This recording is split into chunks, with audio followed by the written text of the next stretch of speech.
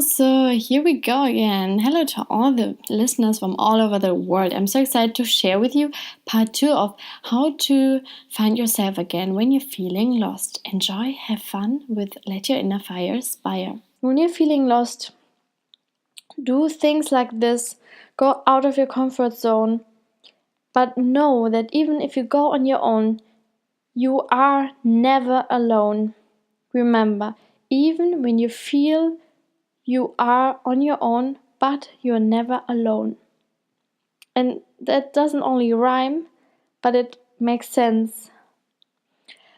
And what I realized on this hike, mesmerizing hike, was that I had a really strong connection with nature and the animals and the wind around me.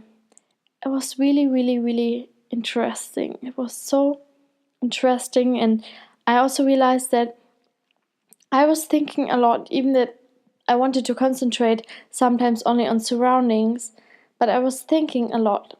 But I also realized when I was in new towns or when I was walking over a bridge, a very high bridge at nighttime, it was dusty and was cold and rainy, I realized that all of a sudden I had different thoughts. I looked how the car looked like that drove past me, and I also felt the movement of the bridge that was moving underneath myself.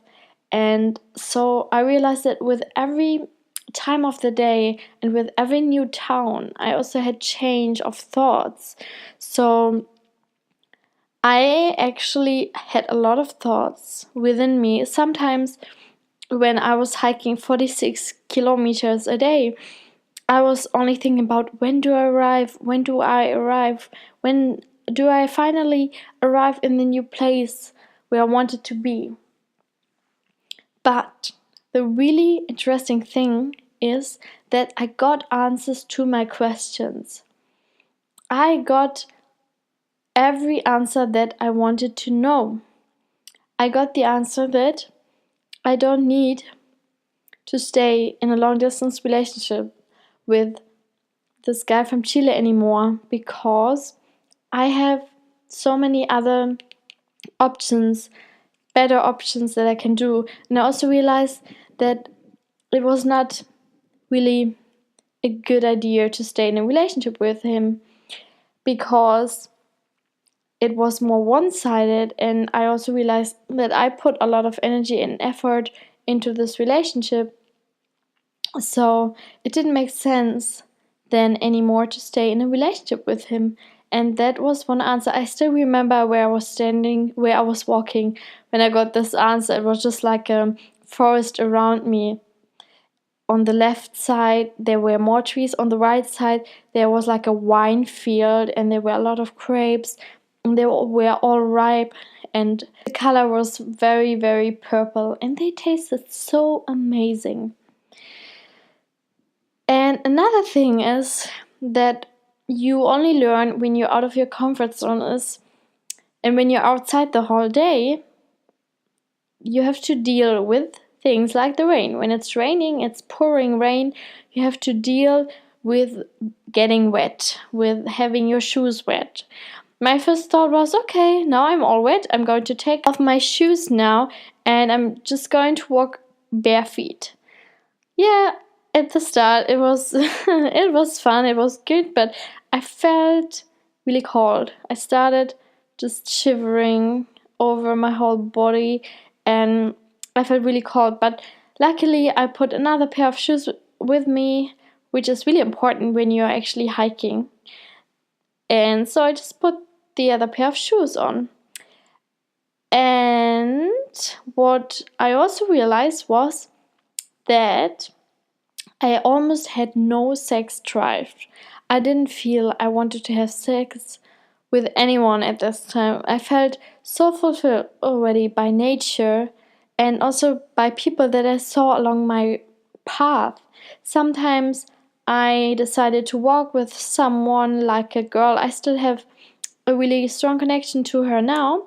She's from Germany as well, and we actually met ourselves on the path, and we became really good friends. We only walked like one time together, and then we actually stayed in the same place overnight, and then we talked in the morning, and then every one of us decided to walk their own path again.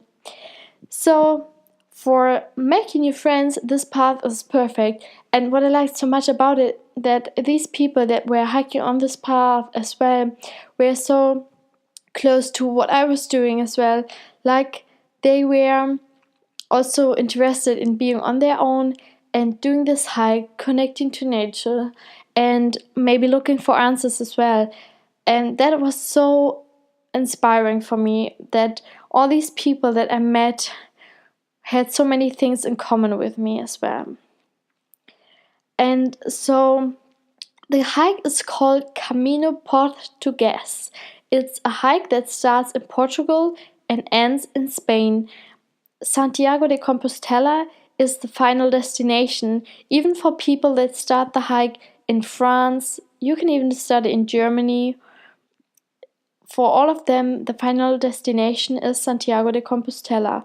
If you have more time, you can do 2 months of hiking, or even 3 months. You can start from Germany, and I think it will take you 3 or 4 months to hike until Santiago de Compostela.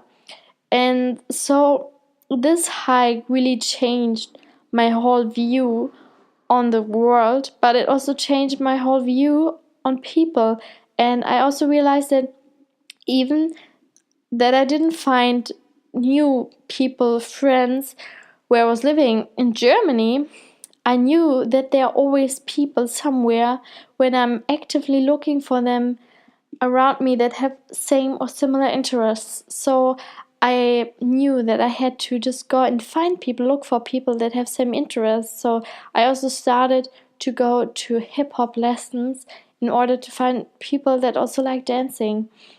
And this hike helped me a lot to feel more independent, even that not everything was going easy and smoothly directly. But I realized after the first night I was camping outside and I vomited and my stomach hurt a lot, and I think I had some water poisoning or food poisoning. I realized that there were always people that helped me. Like, of course, I had to ask them. I had to ask them, where can I go to eat something good, or how far it is to the next hostel. And so these people actually, they told me, and they also gave me advices to what I can do in order to be able to hike again, because my feet really hurt as well and my stomach hurt. And there was this one woman, she told me to press certain points on my feet because they are connected to the stomach. And so that's what I did. I didn't know if it helps for sure, but I heard about it. It's like a massage kind of style where they massage your feet and it's actually connected to your stomach. And I just tried it, even that I didn't know if it helps, but it was magic. It helped, and I felt I could walk again afterwards. And so, what I want to tell you with this podcast is, when you're feeling lost, the best thing you can do is go out of your comfort zone. Even if you only have 2 days on the weekend, maybe just go for a drive somewhere else, somewhere new where you haven't been before. Or do the thing that you always wanted to do, that you wanted to give to yourself as a gift. And the best thing is you will feel more connected to your soul.